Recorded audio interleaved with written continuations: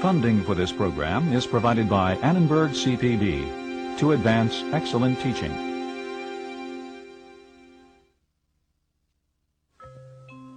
Why is a shy person often treated as if she or he is inadequate? I messed up again. Hello. What behavior can raise or lower our status with other people? Ages. Does getting a reward make us more or less creative? Fabulous. The self, this time on Discovering Psychology.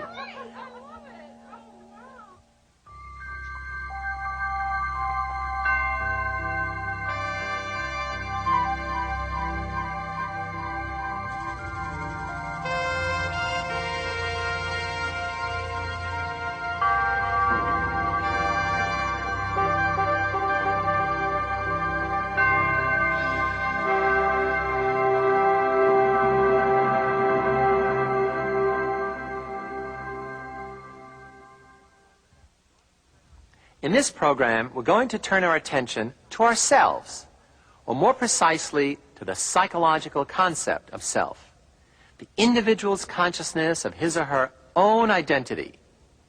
What does the mind's eye see when it looks into the self, into that special mirror that reveals one's innermost thoughts and feelings, our own private world we so often hide from others? Ancient Greeks who traveled to the oracle at Delphi for answers to their problems found this message inscribed on the shrine: "Know thyself." Centuries later, it was William James who in 1890 set the stage for the modern resurgence of psychology's interest in the self. In studying what he called the mind from within, James distinguished three aspects of the self: the material, the spiritual, and the social. The material self is our awareness of the physical world, our body and the people and things around us. The spiritual self is the part that thinks of ourselves as thinkers, the inner witness to events.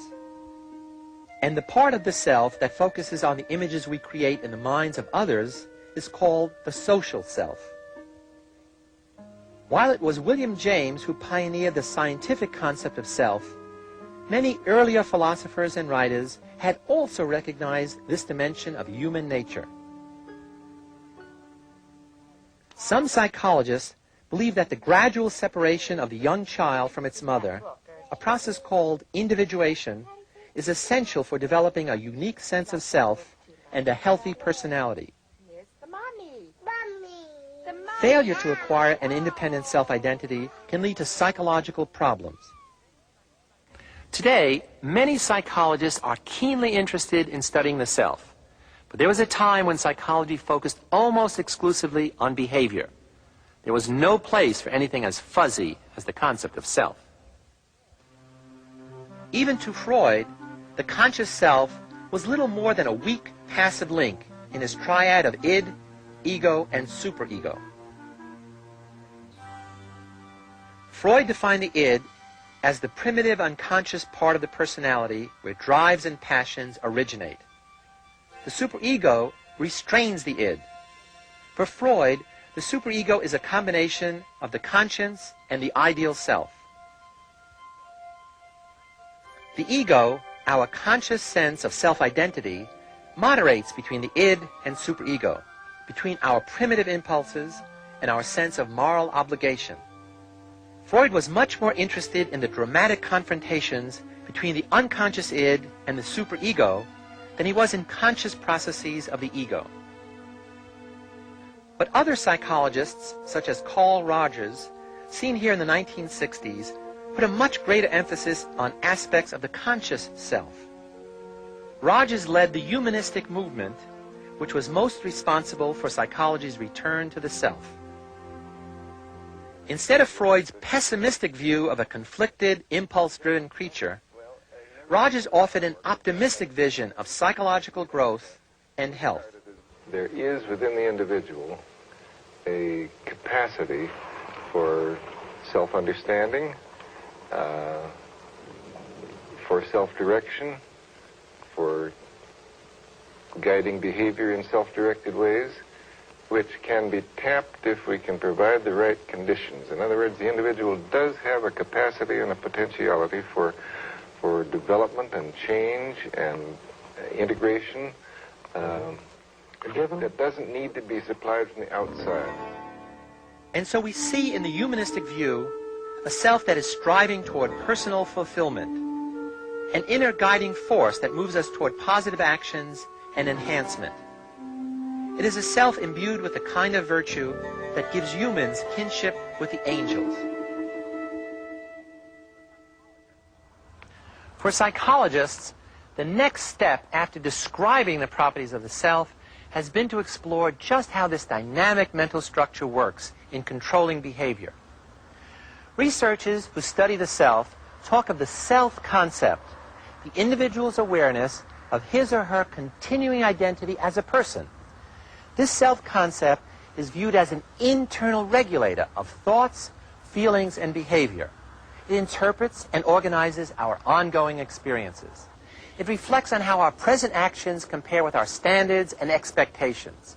And it affects our performance by providing plans, scripts, goals, and incentives. We organize our beliefs and information about ourselves in terms of schemas or knowledge clusters. For some people, gender schemas are all important. Masculinity and femininity dominates their thinking. Other people are weight schematic, always trying to lose weight and perceiving others primarily in terms of being fat, out of control, or being thin, having it all together. Our self-schema or self-image can have a powerful impact on our behavior.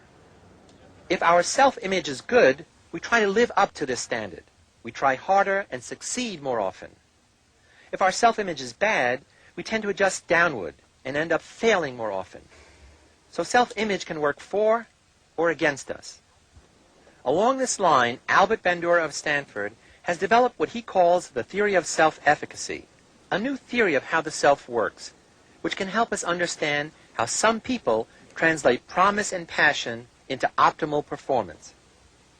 Well, self-efficacy is concerned with people's beliefs in their capabilities to exercise control over situations that affect their lives. People who have a high sense of efficacy tend to take on challenges that they believe they can master, whereas those who are plagued by self-doubts tend to shy away from activities and situations that they feel exceed their coping capabilities. And these kind of choices can affect the kind of career paths and life paths they pursue. Bandura and his colleagues conduct experiments, manipulating factors that affect self-efficacy and demonstrating how self-efficacy influences performance. In this experiment, researcher Delia Chaffee gives the subject the task of improving production at a model furniture factory. She tells him that his ability to make good decisions for the factory is based on innate intelligence and ability. The higher one's basic capacities and these skills, the better one will perform. Now, the computer program pretty much paces you through it, evaluating and testing your decisions. The next subject is told that complex decision-making is an acquirable skill, that his performance can improve through his own efforts. In any new skill, one doesn't begin with faultless performance, but the more one practices formulating and testing decisions, the better one gets at it.